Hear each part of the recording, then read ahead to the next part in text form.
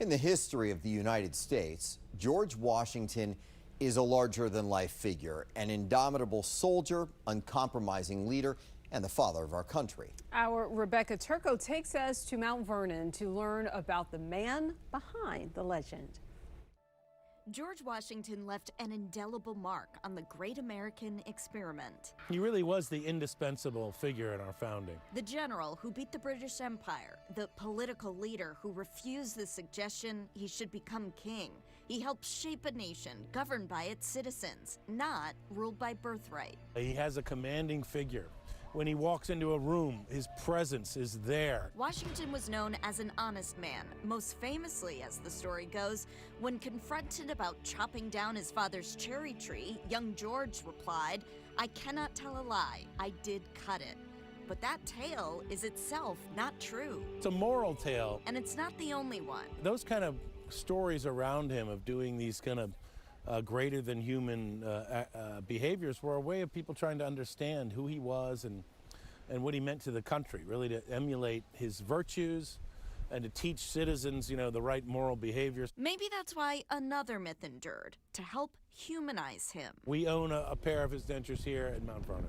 But contrary to popular belief, Washington's dentures weren't made of wood. Well, the story of the wooden teeth, we think, comes from the fact that his dentist's name was a man named Josiah Greenwood. Behind all the stories was a boy whose father died when he was 11 and whose formal education stopped just a few years later. So he has to scrounge to get access to books and opportunities to learn.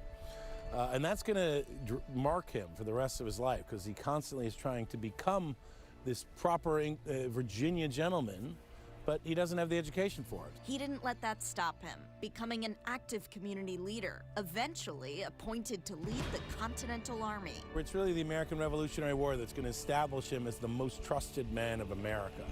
And that leadership was critical, but he gained in that war the most important thing of any political leader, which is the trust of his fellow citizens, and that's because he gave up power at the end of the war. He didn't seize it as a military dictator.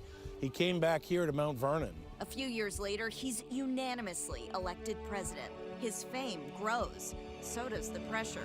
When he was president, he'd travel to all these cities, like in Boston, and he gets there in a carriage, but he gets out of a carriage before he rides into town to meet everybody. He gets on a white horse.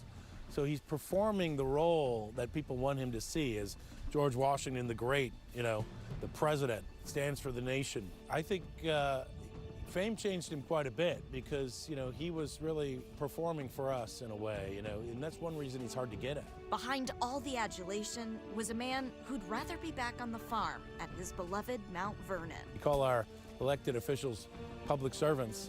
This goes back to the leadership of George Washington, really establishing that idea that elected officials are really just one of the citizenry, and they will go back to the citizenry after they've served. Perhaps the ultimate compliment to Washington came from his old adversary, King George. He said if Washington gave up power, he'd be the greatest man in the world. Washington did exactly that, not once, but twice. First as leader of the army, then again after 2 terms as president. In Mount Vernon for DMV 250, Rebecca Turco, 7 News.